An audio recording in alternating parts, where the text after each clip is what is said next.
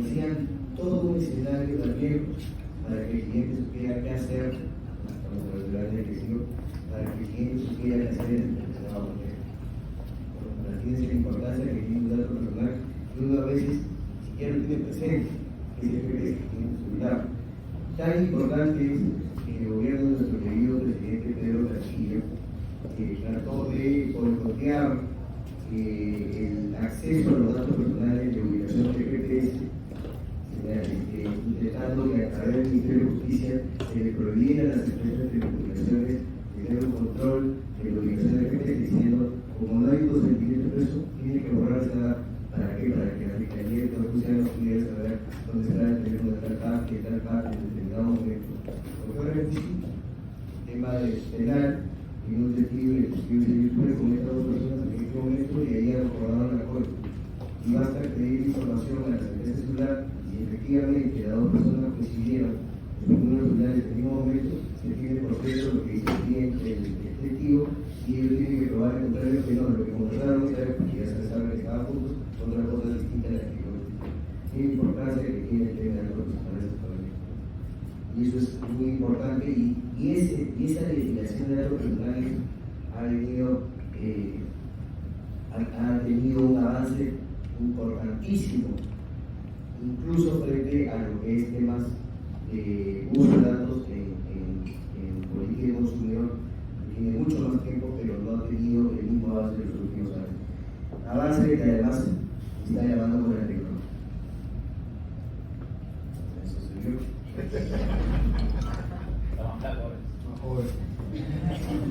Y bueno, siempre hay un preámbulo, ¿no? Ustedes van a su casa, después de una jornada larga de trabajo, abren su correo personal y regen allí, que se escriben 15 correos, todos en árabe, y seguramente ustedes piensan que si abre uno le va a explotar una bomba. Entonces, esto de acá es algo cotidiano. De hecho, esto es una captura de pantalla en el correo electrónico. ¿No? Como también ustedes están con sus celulares, ¿no? Durante todo el día, y de repente durante todo el día es llamada tras llamada, y la primera llamada que reciben es de Sudán del Sur. No sé si ustedes tienen un amigo de Sudán del Sur, ¿no? De repente buscó pues 3 aviones y 2 burros para llegar a Sudán del Sur, y está llamándole de ahí, pero es muy difícil. Probablemente no es alguien que vive en Sudán del Sur, y les digo, a veces me ha pasado que uno se olvida, por el distraído contesta llamadas de este tipo, y al otro lado de la línea hay una persona que habla perfecto castellano en un dialecto caribeño, ¿no? Y te ofrece algo, una promoción de alguna empresa, y no tiene nada que ver con Sudán del Sur, ¿no? Que son métodos de call centers que a veces fastidian y invaden la privacidad de las personas, ¿no? Por ejemplo, acá hay otra llamada de Myanmar, me han tocado también llamadas de la República Islámica de Irán, de Corea del Norte, ¿no? Y es algo que nos sucede cotidianamente. Seguramente ustedes ahorita están recordando que efectivamente en alguna que otra oportunidad han recibido llamadas, o han recibido correos, o han recibido SMS, o han recibido incluso mensajes por redes sociales no deseados, y de personas que incluso ustedes comienzan a preocuparse, ¿no? Que no estén llamando de Sudán del Sur, que no estén llamando de República Islámica de Irán. ¿Cómo así pudieron lograr?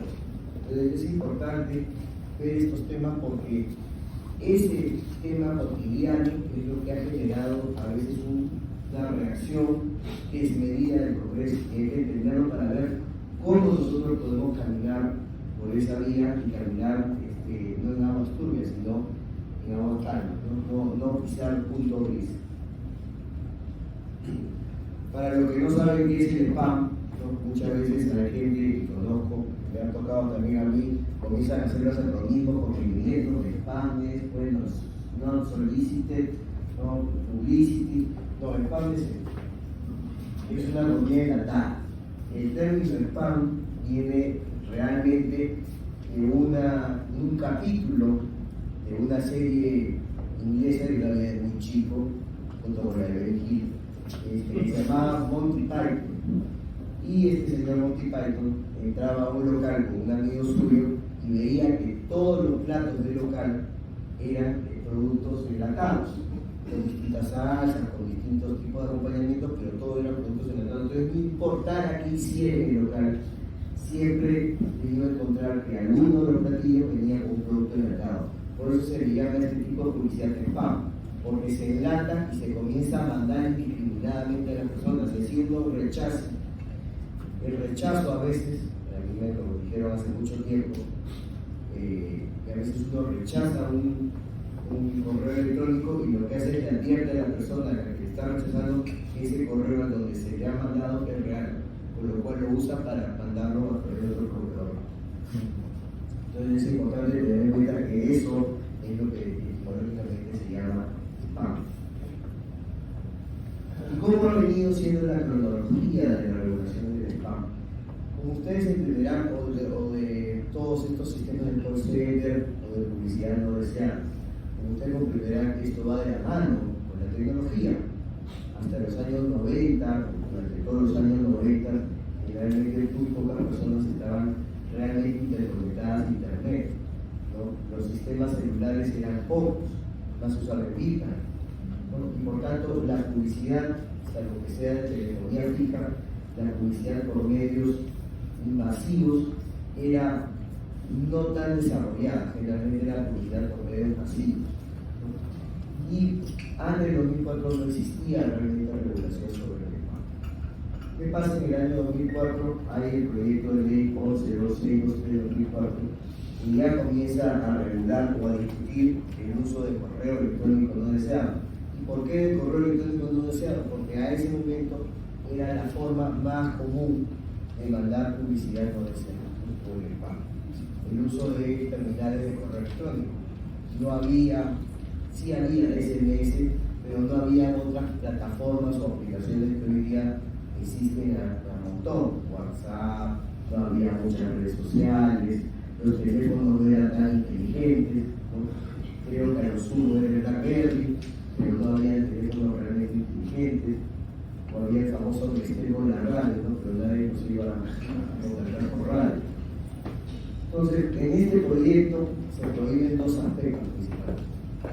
El primero es que tú puedas acceder a la intimidad de una persona cuando esta persona o ya te ha advertido que no. Entonces se decía, bueno, la publicidad no puede seguirse mandando a quien no quiere que se la mande. Al inicio eso era persona por persona. ¿Cómo era eso? Te decían, el spam en sí mismo no está prohibido, pero tú le tienes que dar una cláusula de salida a la persona luego de recibir el spam. Por eso todos tenían este famoso disclaimer: si usted no quiere recibir este correo, ¿para qué? Por lo cual marcabas ahí y ya informabas al que mandó el correo y esa dirección electrónica y se le pudiera pasar a alguien más.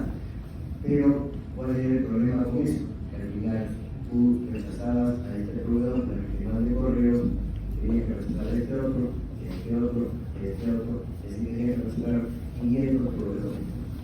Era un poco complicado. Luego se implementó algo que va a ser el punto de quiebre de todo este tema de regulación: un consentimiento expreso. Y en ese consentimiento ya se informaba al mercado que esa persona no quería recibir mensajes de nada. Fue el famoso gracias, no insista. Pero eso va a venir después, ¿no? Pero ya se esbozaba en el proyecto de ley la posibilidad de que la persona pudiera leerse directamente o a través de un medio público, de una base de datos pública. Y lo segundo, que el contenido, como les digo, el spam en sí mismo, el correo electrónico no se da a sí mismo, a este momento no estaba totalmente prohibido, pero sí se regulaba su contenido. Se decía, bueno, si la persona no quiere recibir su contenido, tiene que ser veraz, tiene que poder identificar quién mandó el correo, tiene que poder identificar quién es el proveedor de ese correo, ¿no? No se pueden usar medios fraudulentos o terminales disfrazados para mandar la publicidad o tratar de implicar al proveedor, ¿no? Es decir, usted quiere un descuento formidable, haga clic acá para acceder al mismo. Y recién ahí conoce ese proveedor, ¿no? El inicio tenía que saber la empresa tal y la empresa usted, ¿no? Eso se venía regulando en el proyecto de ley. Y en el caso de inversión, obviamente, se comprendía toda la cadena por el proveedor y los medios, los intermediarios de los correos electrónicos. Y buscó regular también el origen del PAN, la causa del PAN, es decir, que el Ejecutivo reglamentara el comercio de correos electrónicos, porque aquí siempre surgió la pregunta, está bien, ok, ¿quién es el correo electrónico no deseado? Pero la pregunta del millón es, ¿y cómo consiguieron esos correos electrónicos? ¿Cómo accedieron al mismo? Y obviamente uno iba a Wilson en esa época y era un mercado de correos electrónicos que se pirateaban de todas partes, de distintas fuentes, ¿no? Y eso se buscó regular a nivel del proyecto de ley, no salió a nivel de la ley. Más adelante, acá tenemos y autógrafa que no cualquier posibilidad y queda reglamentada la conversación de base de datos. Y en el año 2005 tenemos la primera ley que regula el correo electrónico no deseado. En ese momento se disparaba el es la ley 28490. Ya en el 2006 aparece el reglamento de la ley 28490. Y en este reglamento sí se incluye la prohibición de comercio ilegal de correos electrónicos. ¿Por qué comercio ilegal de correos electrónicos? Porque, como venimos diciendo, a esa fecha, lo que más se usaba o lo que más se conocía para el tema de publicidad no deseada eran los medios de correo. Entonces se incluye como una infracción en la provisión de comunicación autorizada de base de datos, como correos electrónicos.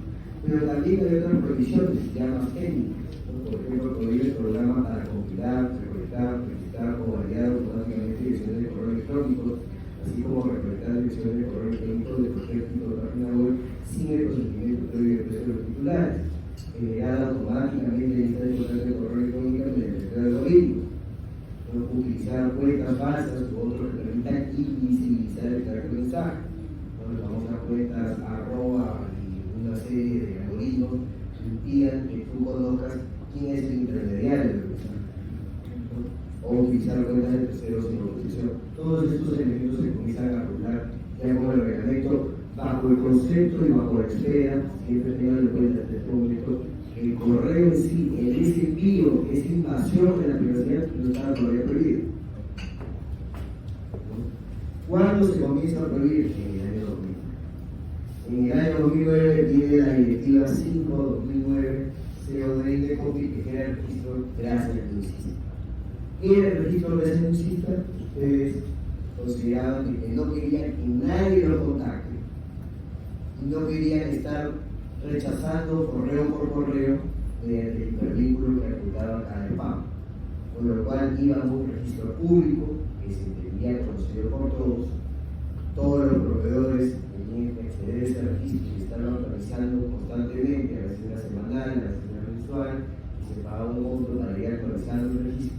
Y en ese registro ustedes señalaban su nombre, su dirección y todos los medios por los cuales prohibían que se les remita publicidad de información.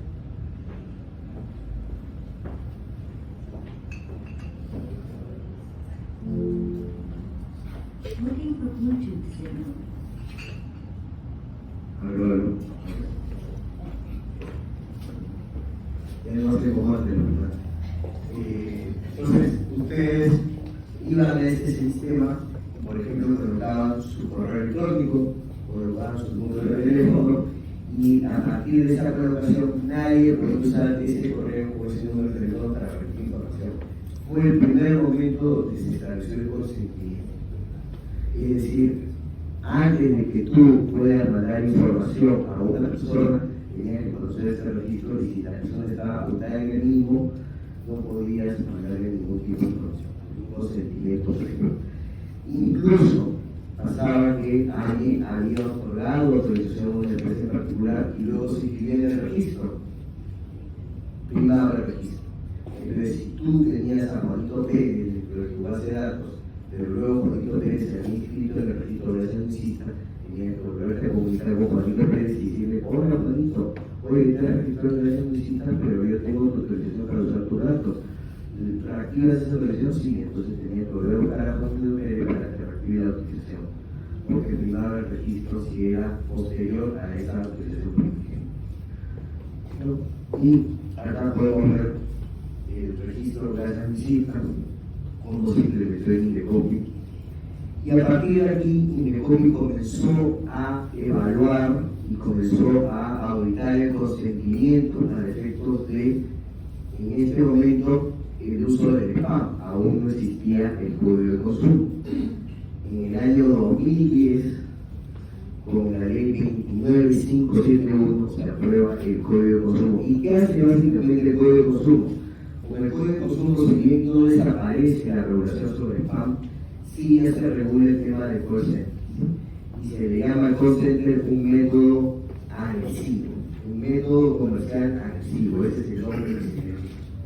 Y por tanto, sanciona en particular el uso de centros de llamada o call center, sistemas electrónicos masivos para promover productos y servicios, así como prestar servicios de telemercadeo a todos aquellos números telefónicos y direcciones electrónicas inscritas en el registro gracias a mi cita. Es decir, si ustedes estaban en el registro gracias a mi cita y solo en este caso se sancionaba a la empresa que utilizaba un medio de información, un medio de comunicación invasivo, pese a que la persona había prohibido el uso de sus datos en esa crisis. Y el resto no, porque aún el consentimiento no era algo muy armado en la legislación local, ¿no? Era algo aún precario y por tanto se entendía que el resto de personas que no estaban inscritas sí habían otorgado por silencio, por reforma, ¿no? Su consentimiento, prácticamente su consentimiento. Y el año 2011 quizás ya es el punto de quiebre de todo el sistema y se aprueba la ley de protección de datos personales. Y aquí hay que hacer un paréntesis. Cuando se aprueba la ley de protección de datos personales ya no tiene nada que ver con el tema de consumo. Hasta acá, como vemos, toda la regulación sobre el tema de correos electrónicos no solicitados y el uso de la base de datos para mandar ese tipo de publicidad invasiva estaba desde el enfoque consumidor, es decir, desde el enfoque de un método comercial agresivo. La regulación de datos personales bajo el Ministerio de Justicia tiene un enfoque totalmente distinto, es el enfoque constitucional del derecho a la autodeterminación informativa. ¿Qué es el derecho a la autodeterminación informativa? Que la información mía, que yo no quiero que la persona sepa, permanezca en mi privacidad y revelar aquello que quiero y solo aquello que quiero, y que nadie pueda conocer la información que no quiero que conozca, información de distinta índole, como decíamos, como hemos visto al inicio. El tema de datos personales es amplísimo, va desde tu número de correo electrónico o tu número celular hasta tu información médica, tu información de seguros, tu información familiar, va hasta la información que tú a veces ni siquiera piensas que estás brindando. Por ejemplo, tu información sobre tus preferencias de compras. No sé si ustedes han googleado alguna vez. Ir a Miami, viaje a Miami, y de repente ven y dicen, pucha, los precios son muy caros, no quiero ir a Miami. Cierran la ventana y después ingresan a su data para ver información y les aparece acá un cintillo que dice, ¿quieres ir a Miami? Aprovecha tu oferta. Ustedes dicen, pucha, esto es medianamente, sí, medianamente, porque ustedes están autorizando con un googleo a que Google puede usar información para dársela a cualquiera, inclusive a un extraterrestre que se lo quiera poner vivos, se la hará también. Ese es algo importante que tienen que saber, que en Estados Unidos y bajo la legislación americana, la base de datos es un activo, algo que es totalmente distinto a la legislación europea y sudamericana. Nosotros lo consideramos base de datos como activos. En Estados Unidos, Facebook es Facebook y Amazon es Amazon, no tanto porque tengan grandes halcones o muchos trabajadores o importantes activos, no, es por la base de datos que controlan. La base de datos para ellos son activos y eso genera una calificación y eso genera un poder en la empresa. Y en Estados Unidos se permite que una vez que tú tengas la base de datos lo uses como cargador, como te da la gana, la abuses de la misma, no importa, no interesa. Finalmente ya tuviste la base de datos, si lo tuviste realmente, haz lo que quieras con ella. Ese es un parámetro que ha sido prohibido en Europa y está siendo prohibido en Sudamérica. Acá la base de datos no es un activo, la base de datos es un dato proporcionado por un titular que no pierde la titularidad sobre ese dato y que te da bajo cierta finalidad y con un consentimiento determinado y bajo una proporcionalidad, cosa que no sucede acá. Ustedes métanse ustedes a los términos y condiciones de Google y van a ver que no van a googlear nada más en su vida, porque Google puede tener acceso a su geolocalización y ofrecerles información determinada. Su geolocalización puede tener acceso a sus datos de preferencia de compras, cosas que uno ni siquiera sabe. Por ejemplo, temas como Facebook. Ustedes van a la joyería y dicen: qué lindo, mira las orquídeas que me he comprado. Ahora saliendo de la joyería de mi casa, y el chorro sabe de dónde está la joyería de tu casa, te la van a dar en el camino. Así es simple. Y como ustedes saben que todas sus cuentas de Facebook, o todos sus amigos, o todas las personas que ustedes tienen en Facebook son realmente amigos suyos. La verdad que no se puede. Las redes sociales y la información que ustedes brindan a nivel general es importantísima. Y hay una amplísima gama de información que uno brinda a nivel de datos personal, que a veces ni se conoce, ni se sabe que se está brindando en tiempo real. Y eso es lo que viene a regular la ley de datos personales, la autodeterminación informativa, y por tanto establece el consentimiento como regla universal para recoger la información. Si no hay el consentimiento previo, no puedes usar la información. Por lo cual, en verdad, no hay mucha sorpresa respecto a lo que quiere hacer el Congreso, salvo un punto: que el Congreso ya no quiere que el proveedor no vaya al consumidor para obtener el consentimiento, sino que el consumidor vaya al proveedor y le ponga la propiedad: oye, quiero que te contactes. Muy difícil que pase, ¿no? Pero salvo eso, el consentimiento actualmente es el punto de partida de todo uso de la publicidad invasiva.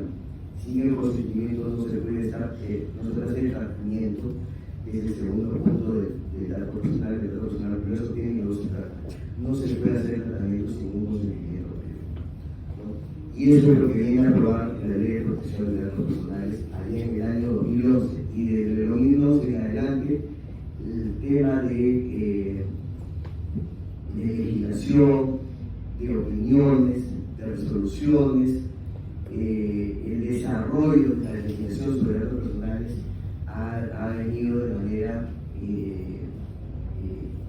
bastante, mucho más importante que el tema de protección al consumidor. En el año 2018 viene el decreto legislativo 1390, que modifica el Código de Protección y Defensa del Consumidor, y lo que hace es adecua la Ley de Protección de Datos Personales al Código de Consumo, y por tanto ya no dice que no puedes tú utilizar publicidad invasiva a las personas que estén inscritas en el registro de organización ilícita, porque eso ya no interesaba. Si no tenías la autorización de la empresa, ya no puedes utilizar sus datos personales. Por tanto, como señala que ya no se puede usar publicidad invasiva a OSD, sistemas de correo masivos, a cualquier persona sin su consentimiento previo. Y en el año 2022 oficializa que ya con estas normas, la ley de PAM y el registro de organización ilícita ya no tenían ningún tipo de cabida en nuestra legislación y consideraron que habían sido derogadas así. Y vamos a lo que nos atañe, lo que está sucediendo ahorita.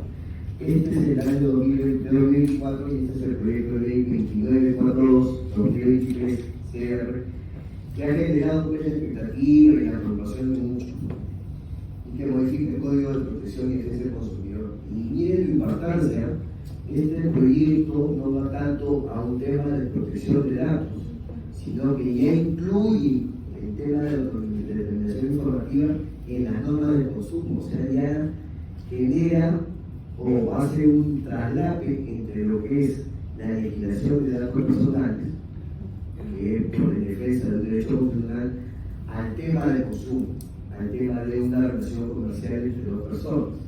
Y por tanto, lo que pretende esta norma es invertir el consentimiento, es decir, que el consentimiento no sea de Mahoma a la montaña, sino de la montaña a Mahoma. Es decir, del consumidor hacia el proveedor. El proveedor vaya, le toque la puerta al consumidor, el consumidor vaya, le toque la puerta al proveedor y quiere saber que quiero que tú hagas el tratamiento de datos personales para ofrecer publicidad y promoción, cosa que va a ser muy difícil, pero pienso que inviable, ¿no? Y esto prácticamente lo que haría es neutralizar los costos y eso ha generado preocupación. Y sí, existe preocupación, existe una observación sólida que vamos a discutir más adelante, que es el primer contacto, que es un criterio que incluso ha sido avalado por la Autoridad Nacional de Datos Personales. Pero lo que haría finalmente este proyecto de ley, más que generar ese tipo de autorización previa por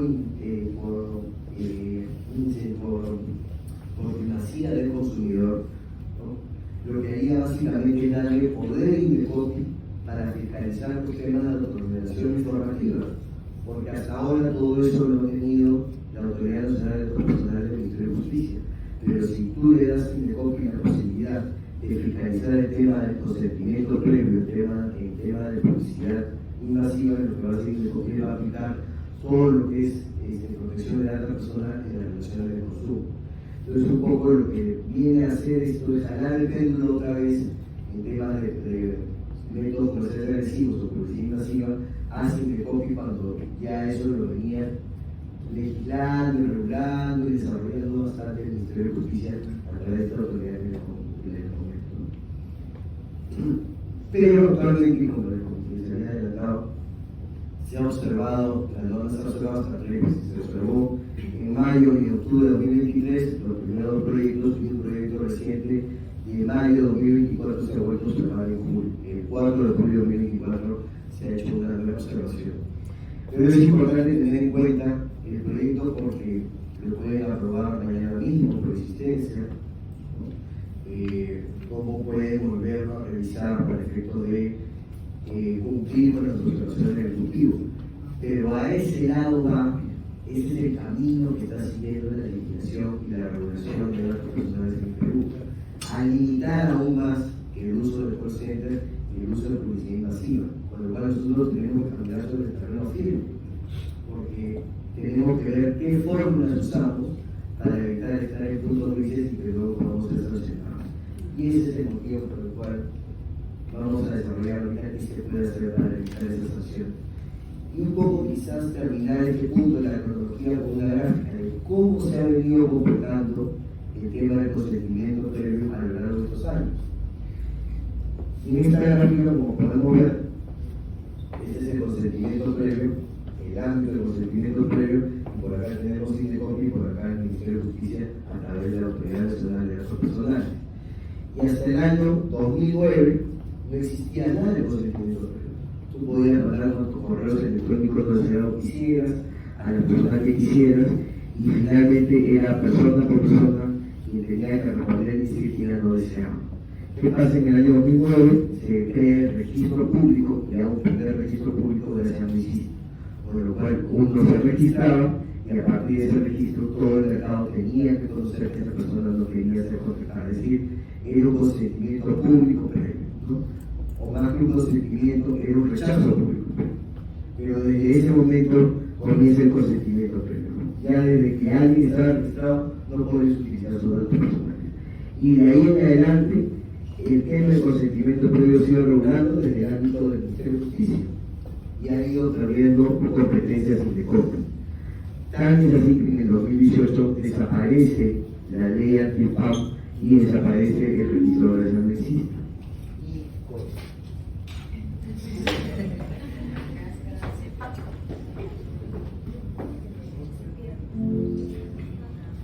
Looking for Bluetooth signal. Aló.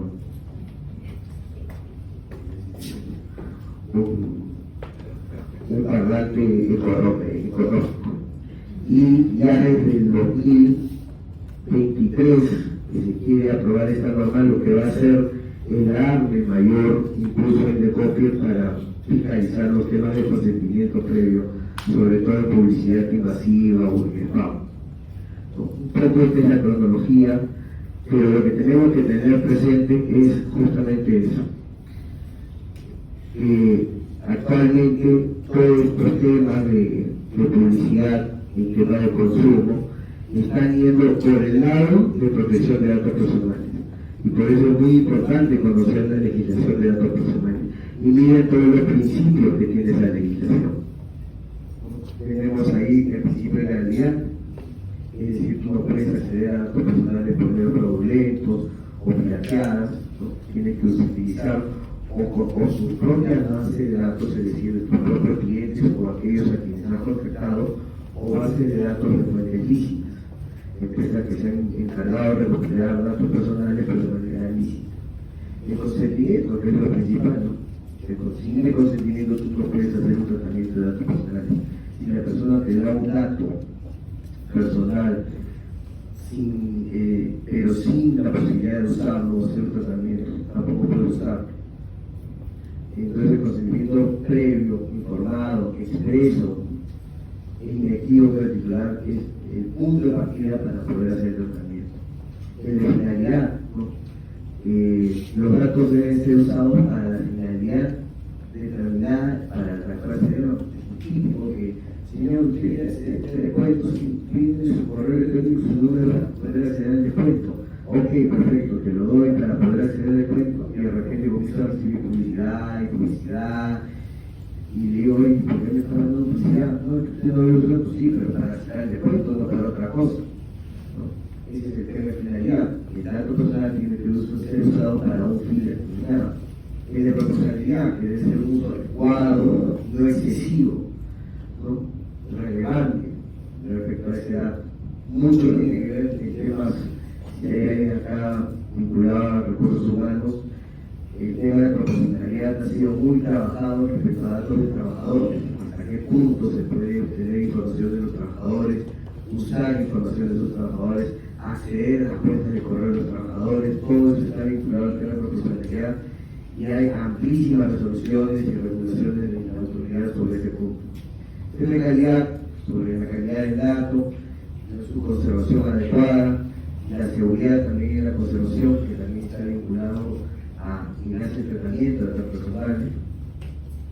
La disposición del recurso es el típico derecho a, es decir, un consumidor o una persona que ha cedido su dato, no es que lo quiera, no es que una vez que se dio el dato, no lo puede recuperar o no puede revocar su autorización o no puede cambiar su autorización o no puede modificar el dato, no, puede hacerlo en cualquier momento. El derecho a dato le permite estar detrás del dato, ¿no? Perseguir al dato y buscar la modificación del dato si es que lo quiere, ¿no? Ese es un tema de disposición del recurso, no se pierde el dato que se dio en determinado programa. Y el nivel de protección adecuado, que está también o está vinculado mucho al tema del almacenamiento de datos personales. Acá es muy importante tener en cuenta que el nivel de protección adecuado es una responsabilidad tanto del titular del dato como de la persona a quien ese titular le da el almacenamiento o le permite el almacenamiento del dato. ¿Por qué? Es muy común, y pasa, ustedes van a una tienda acá en Perú, dan sus datos personales, y una vez que la persona, el trabajador, pone enter, viene por detrás de los operadores, se lleva ese dato personal y aparece que sacar. Así funcionan los datos personales. El almacenamiento del dato personal generalmente no es en Perú, sino en servidores en otros lugares. Ese traslado del dato desde el lugar donde se obtiene hasta ese servidor se llama un flujo transfronterizo, y es obligación del titular ver que la legislación del lugar donde se va a almacenar sea similar o sea compatible con la peruana. Porque si ustedes lo mandan a un lugar donde no haya las mismas seguridades, o donde no haya legislación, o donde sea una legislación muy precaria, al final del día puede ser sancionado por la autoridad tributaria. Y por otro lado, es importante decirlo, considera que uno de los países donde la información no está debidamente asegurada es en Estados Unidos. Y muchas personas quieren servidores en Estados Unidos, y yo he visto más de una vez que la autoridad sanciona el uso de servidores en Estados Unidos. ¿Por qué? Porque al momento de ver los términos y condiciones se dice que el dato personal, si se está dando ese almacenamiento, va a poder ser incluso comercializado en Estados Unidos usado como servidor. Y al final del día dice, bueno, sí, puede ser que sea un servidor muy seguro en tanto a ciberseguridad, en tanto a la imposibilidad de que alguien pueda penetrar la información, porque claro, a nivel de Estados Unidos el tema de ciberseguridad es a uno, pero si ese almacenamiento o cualquier titular de datos obtiene uno en Estados Unidos, lo puede usar como quiera dentro de cualquier medio lícito, con lo cual, como le dije, para Estados Unidos el dato personal es un activo, distinto a como lo conseguimos nosotros. Entonces es importante tener en cuenta esto, el nivel de protección adecuado, porque muchas veces se cede el dato personal para que se almacene en un lugar donde la legislación o las políticas de conservación del dato son distintas a las peruanas, o a la regulación peruana, o al tipo de seguridad que se le quiere dar al dato personal del Perú. ¿Quiénes son los responsables en de protección de datos personales? Quien lo acopia, es decir, el banco de datos, quien se encarga de su tratamiento, o del tratamiento, que puede ser entre otros los call centers, y quien lo almacena, que es el banco de datos. Estos básicamente son todos los que participan en la cadena de un dato personal, y todos ellos tienen sus propias responsabilidades, ¿no? O todos tienen una responsabilidad en el tema del dato personal, o hay empresas que tienen responsabilidades determinadas en determinados aspectos del dato personal, ¿no? Por ejemplo, si es que yo le doy un call center el dato bajo ciertas instrucciones, y el call center, por ejemplo, no comercializar el dato, y el call center lo comercializa, va a ser una responsabilidad individual del call center. Pero si, por ejemplo, yo le doy el dato a un call center que tengo conocimiento, o que el call center me indica que va, por ejemplo, a utilizar horarios no adecuados, o va a llamar incluso fines de semana, yo también, como titular del banco de datos, puedo ser responsable de esa barbaridad que hay en el call center. Entonces, es importante tener en cuenta la responsabilidad de cada uno y quiénes son los distintos actores en la cadena de custodia del dato personal. Y acá vamos a la madre del correo, no el consentimiento. El consentimiento tiene que ser explícito.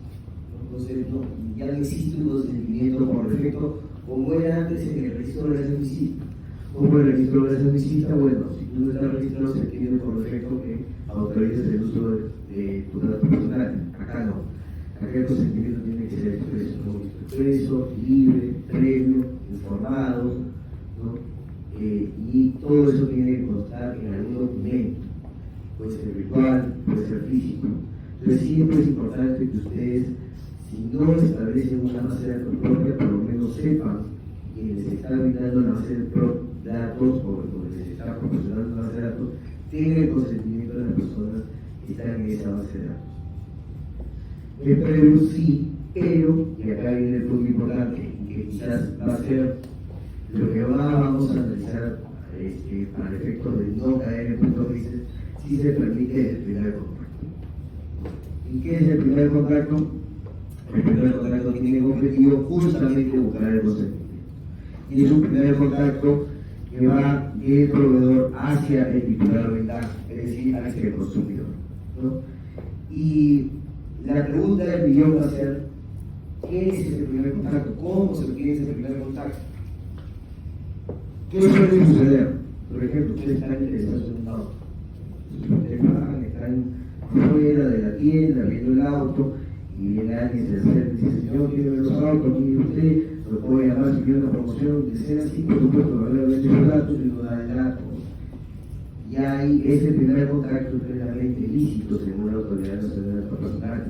Ahora, ¿hasta qué punto? ¿No? Será lo mismo si es que la persona viene y está viendo el dato, y viene alguien por acá y lo empuja, y lo mete en local y dice, mira, dame tu dato, porque seguramente está en situación de este carro, y lo coacciona a darle su dato. Ese primer contacto será lícito, ahí hay un punto gris. Entonces, siempre tenemos que ver hasta qué punto el primer contacto va a poder ser lícito. Me preguntan, ¿no? ¿Qué pasa si lo llamo o le mando el correo y en el correo le digo, bueno, si usted quiere que continúe, me da el ok, o si usted quiere que seguir leyendo la información, clique acá en el correo electrónico? Ese primer contacto donde llega ahí la privacidad del cliente es lícito, pese a que no tenía el consentimiento, es discutible, ¿no? Pero sí se permite, que es algo que se oponga, o a lo que se quiere oponer el proyecto que está en el Congreso, sí se permite el primer contacto. No es que el proveedor, el consumidor, tiene que ir al proveedor y decirle, quiero que tú me contactes, quiero que tú me ofrezcas promociones.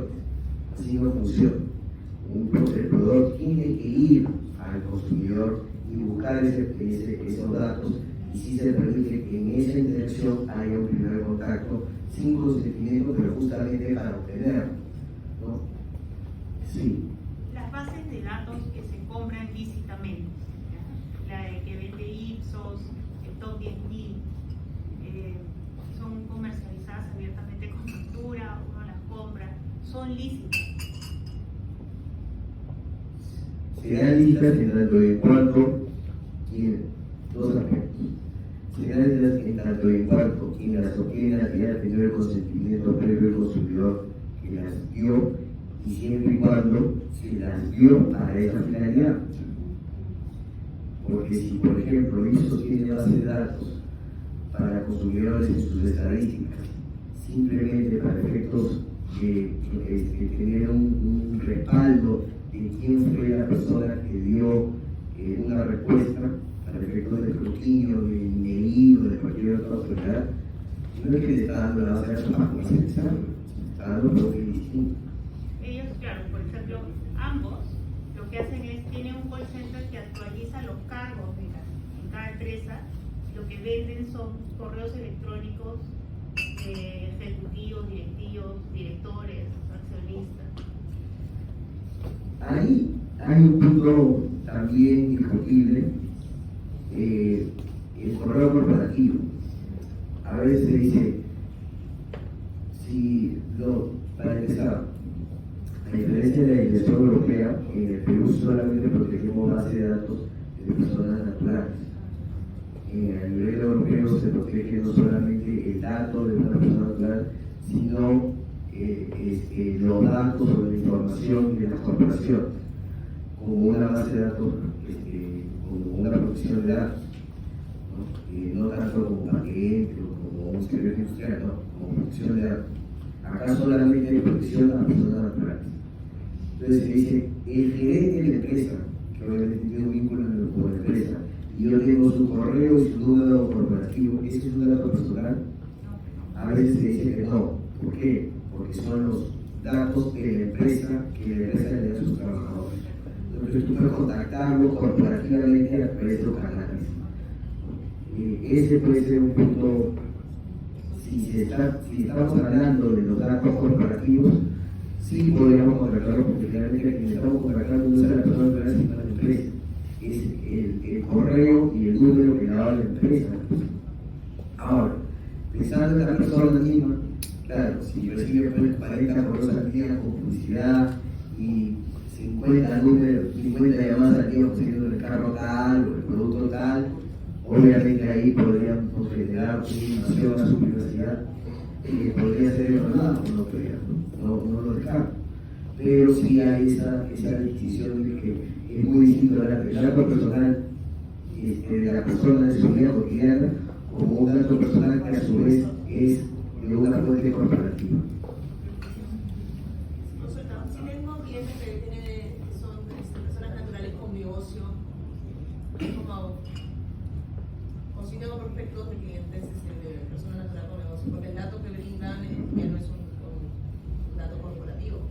No, pero digamos, si el dato que brindan te lo han brindado de manera consultiva, no hay ningún problema. O sea, acá solamente estamos hablando de si no existiera un consentimiento. O si existiera, por ejemplo, alguien que te brinda un dato sin que exista un consentimiento previo, o en verdad lo que está haciendo es filtrándote un dato cuando lo tuvo para una finalidad distinta. Eso es una base que ha sostenido esos datos personales. Lo importante sería saber cuál es o cómo se origina esa base. Que me digan, yo accedí a la base, ¿por qué? Porque mis clientes firman este tipo de padrones.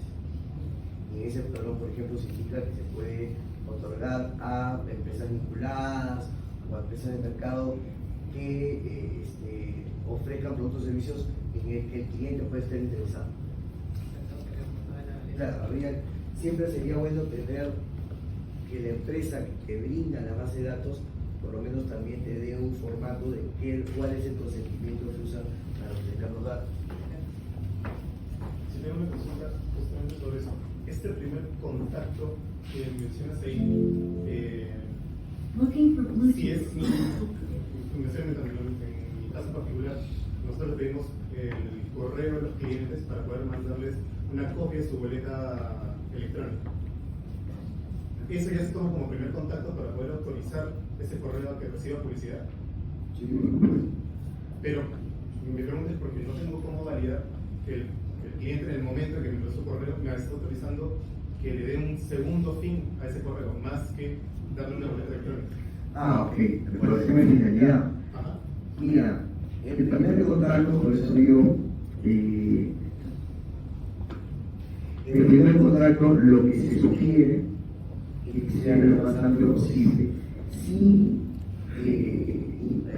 infringir la proporcionalidad, pero amplio, ¿no? Por ejemplo, yo puedo decir, usted me brinda, por favor, me puede brindar un correo para el efecto de mandarle la boleta, sí, y este correo que me está brindando se va a usar conforme a las políticas de la empresa. ¿Está conforme? Sí. Y la persona que viene a contarte ese dato, y tú puedes incluir dentro de la política de la empresa, por ejemplo, que ese dato se va a usar para el efecto de promover tus productos o servicios, o darle promociones al cliente, o por ejemplo, usarlo si es que alguna empresa vinculada o una empresa con una relación tuya quiera contratar al cliente. Si el cliente lo cede, para eso realmente ni los términos de condición, pero si estás cediendo su dato y tú has incluido eso dentro del consentimiento, sería válido. Me siento súper sobre ese tema porque si bien me lo puede decir, yo no tengo forma de probar que efectivamente me autorizó a ese segundo fin, porque la interacción es verbal. Por eso lo preguntaba. O podría ser, en el momento en el que le mando la boleta, ahí ponerle, me autorizas a mandarte publicidad también. Correcto.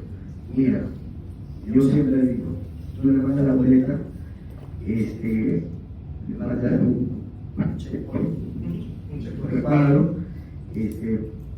para efecto de visualizar la boleta, usted autoriza el uso de los términos de concesión de la empresa, pone el cheque, accede a la boleta, pero ya terminó el consentimiento. Eso sería importante. El consentimiento no tendría que ser expreso. Al exigir que sea expreso, basta solo con que le diga acepta los términos y condiciones y dentro de los términos y condiciones dice acepto dar mis datos para fines de publicidad. O aparte tengo que expresamente aceptas que te envíe publicidad. Digamos, lo expreso es que la política de datos personales que está aceptando se expresa y que pueda acceder a la misma.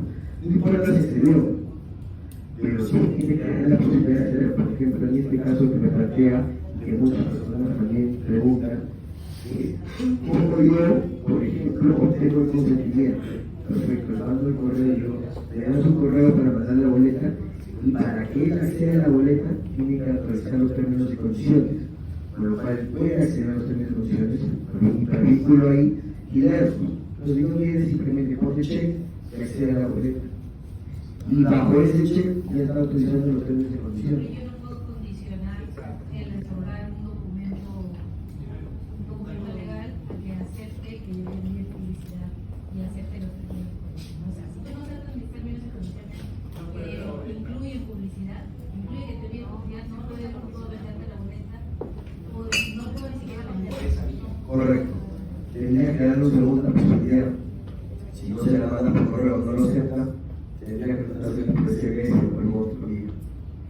Y ya no tenga que aceptarla. Pero sí le puede dar esa posibilidad. Digamos, si no lo aceptas, decirle, denos de su número de SMS para mandar la boleta directamente.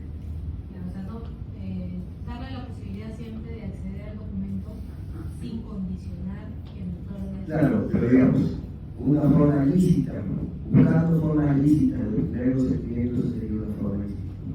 Usted quiere acceder a la boleta, para acceder a la boleta usted hace las primeras condiciones.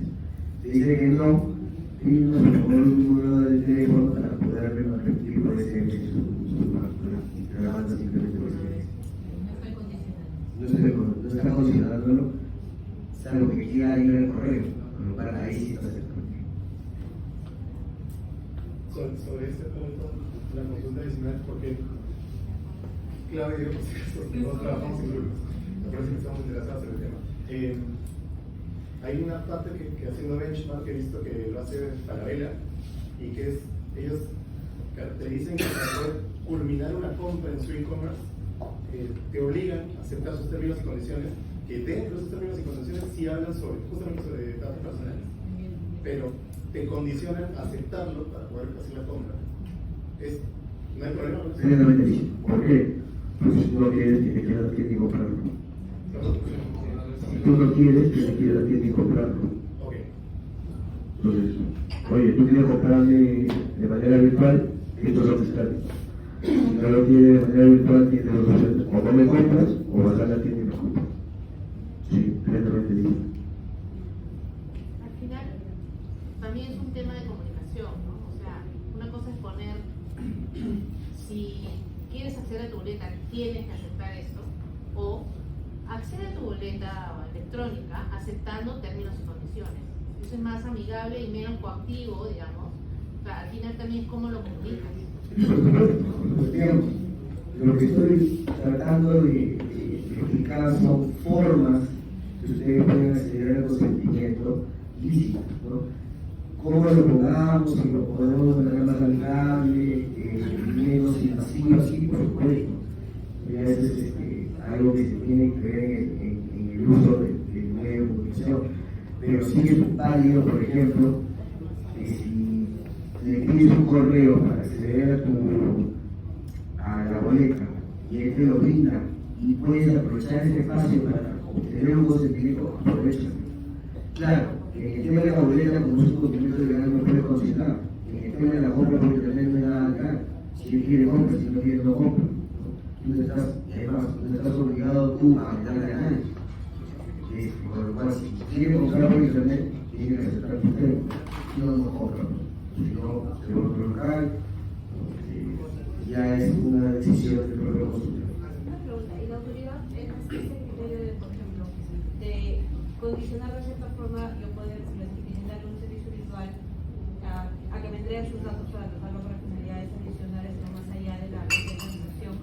Se ha pronunciado porque yo he visto fiscalizaciones donde observan en el sitio web que, por ejemplo, la única forma de comprar sea otorgando el consentimiento y que no le des una opción de comprar sin necesidad de que te otorgue el consentimiento. Por eso me parece interesante lo que dice, quería saber si es que había ya pronunciamientos de la autoridad donde acepte de que yo le diga, si quieres comprar a través de mi sitio web, otórgame el consentimiento para tratar tus datos en finalidades adicionales. Si no, ve a mis locales en físico y compra ahí y ahí no te condiciona nada. ¿Lo ha aceptado? Lo que ellos han observado es a veces un proceso de requisito. Más que datos, porque por ejemplo tiene que dar tu dirección, que lo mande, ¿no? Y que la tu dirección tiene que aprobar la política de resolución. Hay algunos casos donde solamente te limitan a que te registres para poder dar tu mismo servicio. Sus registres acá no te dan otra posibilidad. Y a veces uno no quiere registrarse, no quiere dar una crédito, no quiere hacer una serie de movimientos que implican el registro. Entonces ahí sí hemos hablado de por qué tú condicionas a la persona a registrarse si simplemente quiere comprar un producto. Por ahí sí no. Por eso, si son datos necesarios, me queda claro que la autoridad no te observa porque son datos que yo necesito para la transacción. Pero si es algo adicional, por decir, si yo en esa transacción, además de los datos que me está dando para la transacción propiamente hecha, quiero obtener un consentimiento para finalidades adicionales. Por ejemplo, vía de publicidad. Puedo condicionarle a decirle, oye, por si acaso, si no me aceptas este segundo check, que ya no son mi política de privacidad, sino es un consentimiento para finalidades adicionales. Si no aceptas esto, no te puedo atender por este canal y puedes irte a otro canal físico donde no te condiciono. ¿Lo puedo hacer?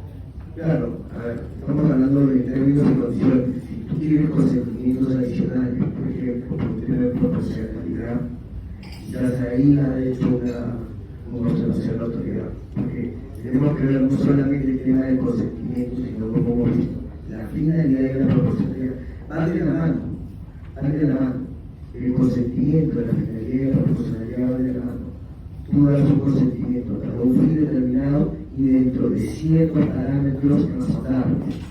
Si tú te vas por fuera de esos límites, podrías estar en una nacionalista que podrías sancionar, ¿no? Por ejemplo, tú tienes un trabajador.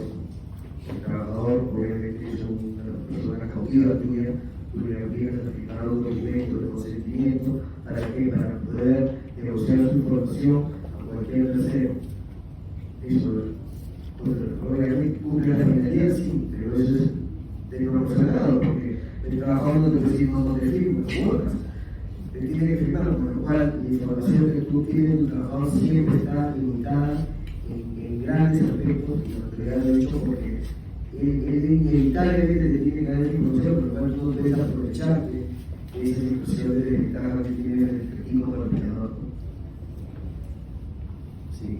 Una consulta, en el caso, por ejemplo, nosotros vendemos proyectos inmobiliarios y captamos al cliente por portales terceros, que nos llegue el dato de terceros. Entonces, ¿qué tan solidario, qué tan contingente es para nosotros ese dato trabajarlo luego que importarnos lo nuevo, ya sea urbano, donde vivir, etc.? Que el cliente le dio autorización al portal, pero no a la empresa. Sí, pero digamos, lo importante, como digo, es saber cuál fue el consentimiento, porque si el cliente da el consentimiento Urbania para que Urbania pueda trasladarle la información, y es que acabamos de ver un punto importante, porque ese cliente está buscando un inmueble. Entonces, no es que te está dando información por algo que no necesitas. Si tú te estás inscribiendo en Urbania, que no necesitas un inmueble, qué mejor que Urbania le pase información a varios proveedores para que tengas varias opciones para elegir. Entonces, ese cliente que está buscando un inmueble y da su información Urbania es porque necesita conocer más propuestas, porque necesita escoger un inmueble, por lo cual tú lo contactas y de repente no le gusta lo que tú le ofreces, o le puede gustar lo que ofreces, y opta por ti. Entonces, ya hay cierta vinculación entre el dato que está proporcionando Urbania y seguramente ese consentimiento para que Urbania pueda darle los datos a terceros, informándole, oye, este cliente está interesado en un inmueble. Y eso mismo vale entonces para cuando el cliente potencial hace clic en un aviso en Facebook, ¿o no? Sí, claro. ¿No? O sea, yo te pongo un aviso de un curso en Facebook, tú haces clic y aunque no te registres ya te puedo empezar a perseguir. Claro, pero ese clic tiene que ir vinculado a un consentimiento. Eso. Claro. Clic acá, yo clic, pero si no hay ninguna hoja que me diga que van a ponerse el clic, eso pasa en Estados Unidos. Uno, como les digo, uno googlea y por el mero hecho de googlear están dando una serie de potestades a una empresa americana, Google, Amazon, etcétera, etcétera. Eso no pasa acá. Acá el consentimiento sí es expreso e informado. No es tácito, no es que. Entonces uno sí tiene que autorizar términos y condiciones con una política de recibido. Yo tengo una consulta adicional. Todas estas consultas son, digamos, para nosotros poder acceder a los clientes. Pero ¿qué pasa si el cliente ya me dejó sus datos por alguna compra específica que ha hecho y adicional a eso yo quiero que todos esos clientes formen parte de un sorteo? ¿Necesito una autorización adicional para formarlos parte del sorteo o no es necesario? Porque digamos no es poco para ir a incomodarlos, solo los vamos a contactar si es que no. A ver, ¿cuál? Yo te pondría ahí esto del cliente informado, puede que a través sus datos se pueden utilizar para sorteos o promociones que tengan empresa. Dentro de los términos y condiciones generales.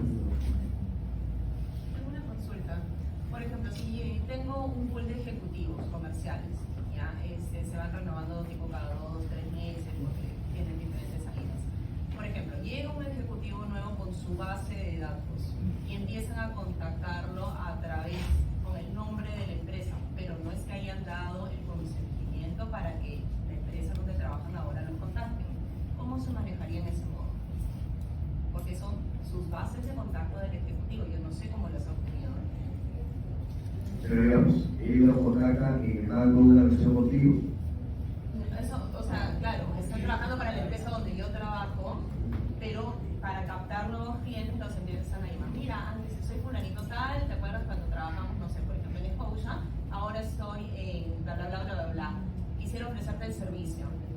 ¿Vendría multada la empresa o vendría multada la persona que les llama?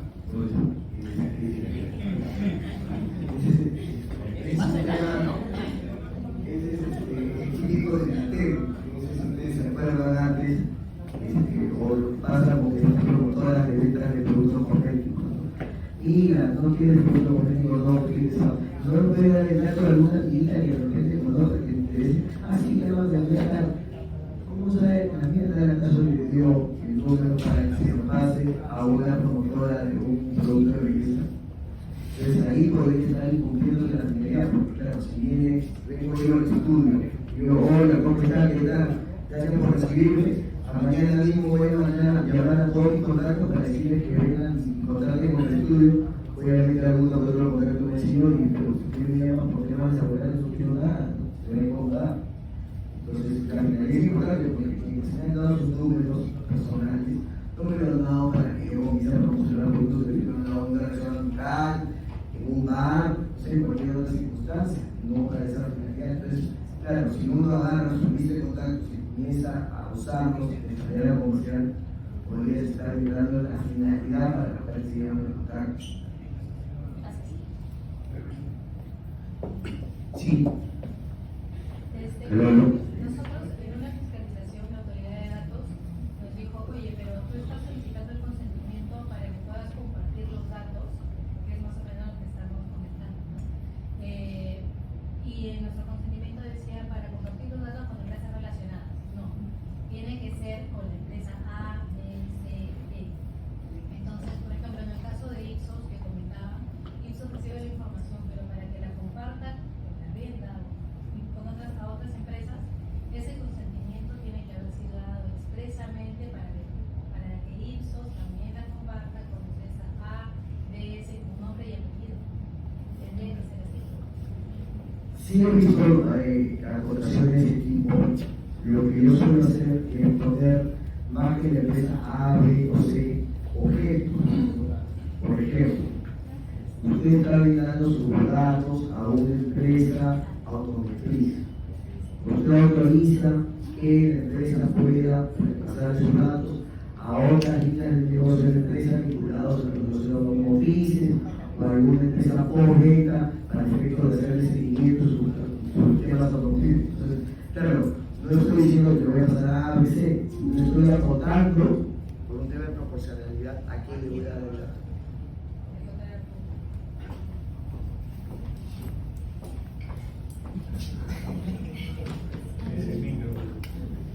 Looking for Bluetooth signal.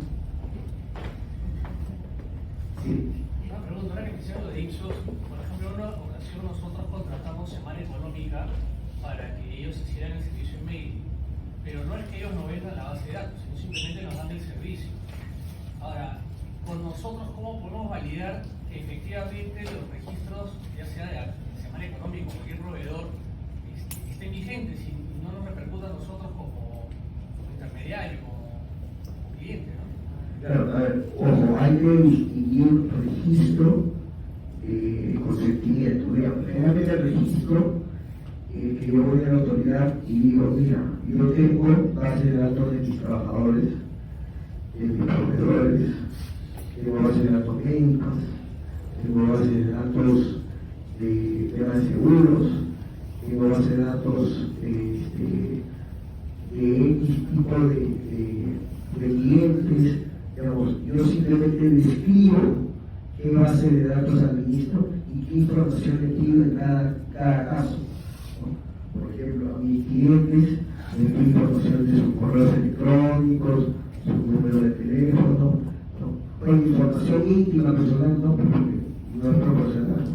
Entonces, generalmente eso es para contar a la autoridad el tipo de información que le pides a cada rango, cada grupo de clientes o de trabajadores, eso te puede poner en el tema de registro.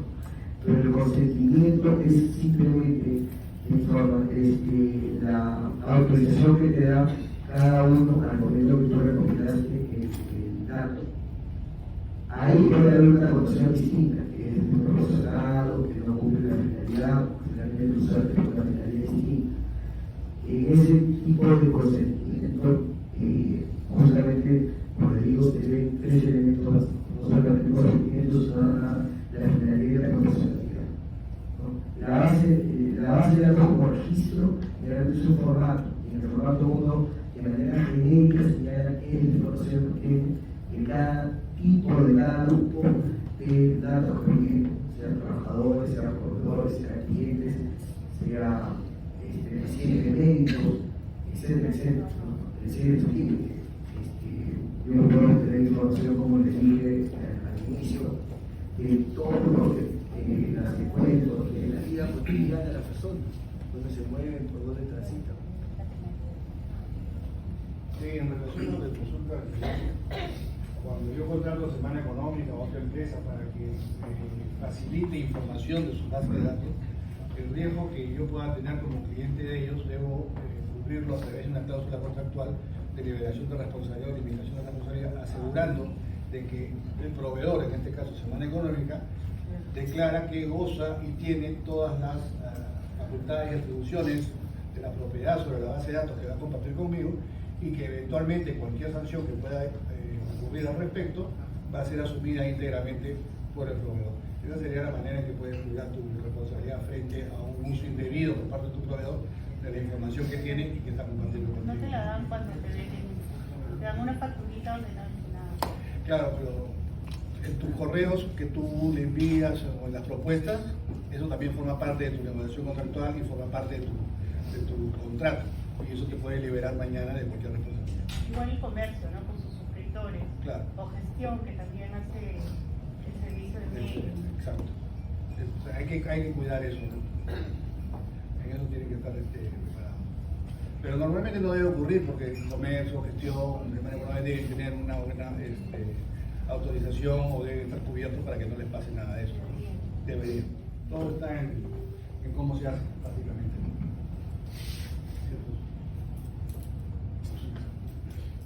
Bueno, continuamos lo que ya hemos venido discutiendo. En verdad ya vamos a ir cerrando porque hemos discutido varias de estos puntos con las importantes preguntas que han tenido, la finalidad, ¿no? El típico delantero de antes, ¿no? Oye, yo estoy interesado, estoy dando el turno de algún amigo que puede estar interesado. Eso, obviamente, el amigo no le dio los datos a una persona para que se lo comercialice a su centro, ¿no? Eso incumple la finalidad. Y obviamente esas técnicas antiguas de darme el número B pueden incluir la finalidad, puede generar un punto B para la empresa, ¿no? Los call centers, en cuanto a regulación del tema de datos, sí están regulados, como les dije, son empresas que hacen tratamiento de datos personales y obviamente responden por responsabilidades junto con el titular o por responsabilidades individuales. Si es que el titular, por ejemplo, en el contrato, que prohíbe el call center de comercializar los datos y los comercializa, es una responsabilidad exclusiva del call center. Y se libera el titular del dato personal, ¿por qué? Porque lo apuntó expresamente. Entonces estaba prohibido salir del call center, estaba prohibido hacer. Entonces hay que tener en cuenta que utilizar los datos propios siempre es lo mejor. Es difícil, sí, pero siempre es lo mejor. Y si ustedes van a hacer un outsourcing de los datos, si van a utilizar datos de terceros, siempre es bueno por lo menos conocer cuál es el procedimiento que ellos usan. Preguntarles, ponerlo en contacto. La empresa declara que utiliza este tipo de consentimiento, con lo cual nosotros podemos estar un poco tranquilos de que esa empresa sí tiene un consentimiento de las personas que tienen los datos. Hasta ahora, y esto es importante, en este caso de la gente que lo ha conocido últimamente, no está prohibido el tema económico para los datos. Y es el caso WorldCoin, de lo que se han visto. Esta empresa que canea el índice y te ofrece, creo que 250 soles en criptomonedas por escanear el índice. Olvídese, escanear el índice es polvo en polvo. Con miren, y ustedes generalmente, yo sí lo he escuchado. Cuando lo llaman, siempre me han dicho, cuando te llaman de un número no conocido, protestas, no hables primero, espera a que quien te ha llamado hable, porque puede estarte grabando, por lo cual dices aló y con inteligencia artificial agarran tu tono de voz y construyen toda una oración con tu tono de voz. Y pueden llamar y hacer contrataciones vía telefónica gracias a que ya dijiste algo. Entonces siempre dicen, no hables primero, sino espera a que hable, porque si no puede ser una grabadora que te está llamando para tener tu tono de voz. Imagínense que es el índice. De repente somos parte de un atraco informático en Suiza. ¿Por qué? Porque estado de línea, de vida. Mira la importancia que tiene eso, y lo que hacen es obtener el IRIS, como hacen una conversación, y hasta donde sé, la gente va y se da el IRIS como Pedro por su casa. Y esto hasta el momento no ha sido problema. Siempre es importante utilizar el primer contacto para obtener un sentimiento amplio, como les digo, siempre acotado dentro del tema de la proporcionalidad, pero amplio en el sentido de que les permita utilizar esos datos, por ejemplo, dentro de ciertos grupos de empresas a los cuales la persona está interesada. ¿Por qué? Porque son parte de la aplicación con la cual dio el dato. Y por eso viene el segundo punto. Tratar de usar datos de personas con un interés real. Y acá les pongo un caso que se está sucediendo seguramente en Estados Unidos y le sucede en todos los días. El caso de contabilidad. No sé en qué momento existe una web donde uno puede saber si un número ha sido aportado o no ha sido aportado. Por lo cual tienen a todos los agentes de todas las empresas de telefonía llamándonos interesantemente. No quieren aportar, no quieren aportar. Ustedes están interesados en aportar. Y en mi caso incluso me llaman a la línea corporativa cuando no soy el gerente general a decirme si quiero aportar, y digo, yo no soy la persona que puede tomar esa decisión, llamo al gerente general. ¿Y quién es el gerente?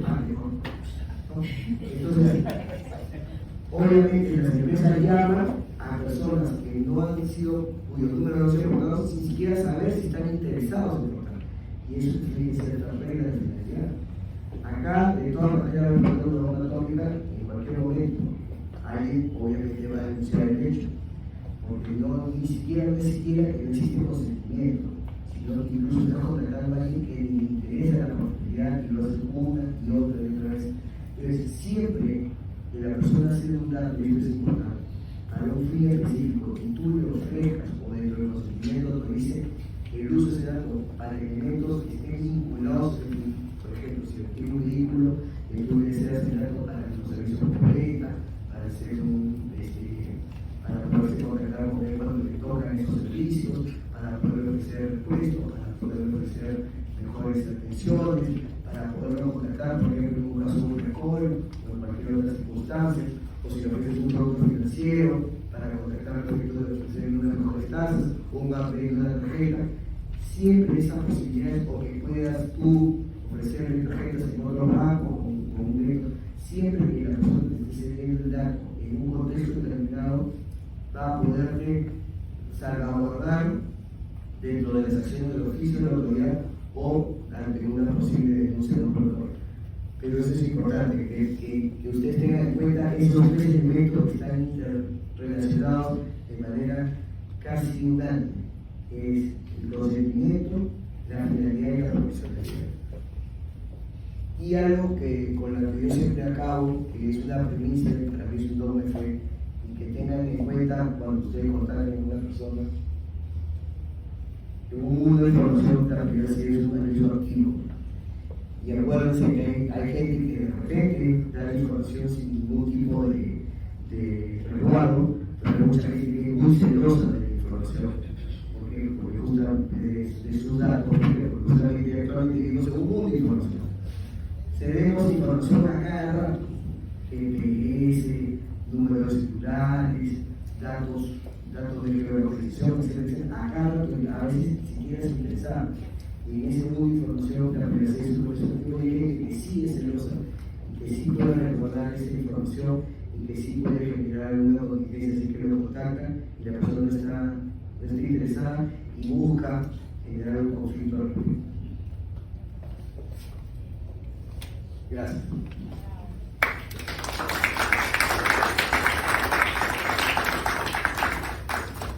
Bueno, ¿alguna otra consulta que quieran compartir con Alfonso? Si no, los esperamos el próximo mes. Vamos a tratar el tema de compliance y buenas prácticas empresariales, cómo evitar ir presos y no negocios. Es verdad. Acá puede morir en el intento y acá no hay preso. Hoy día puede pasar cualquier cosa, sobre todo en la contratación pública. Espero que lo hayan disfrutado y muchas gracias por su asistencia y por favor disfruten el desayuno. Muy amable.